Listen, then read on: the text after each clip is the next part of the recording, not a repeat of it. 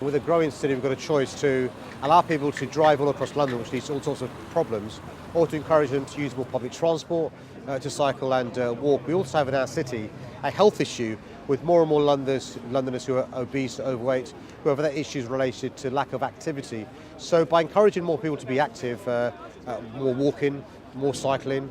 walking or cycling to a station, to use public transport, it means our city is healthier, and in the long term it saves money. It saves money to the NHS, it saves money in relation to the days lost, people being off sick, but also we need to make sure that we plan for growth in the future. It's a 5-year strategy of how we're going to invest, or how we are investing record amounts in terms of cycling in London to deliver a unified cycle network across the city, to increase the quality of that network with new criteria to improve the standards of the routes to make it safer for everybody. We're delivering a new digital database which will provide the foundations for better digital wayfinding, making it easier to navigate that network, but also increasing the investment, making cycle training for adults and for kids more accessible to Londoners. And we're here in Edmonton Green particularly because some of London's newest cycle tracks that are emerging out of the ground. And you could just see a steady stream of people cycling their shorter journeys to the train station,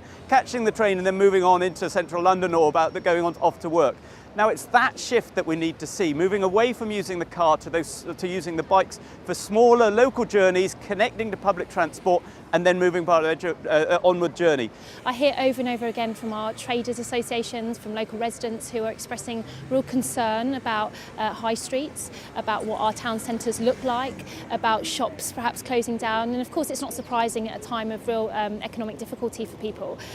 So we need to do everything we can as a local council, as enablers, but also working with partners like TfL and the Mayor's Office to make sure we're getting the infrastructure right and creating really beautiful public realms actually, so that people want to spend time in our town centres.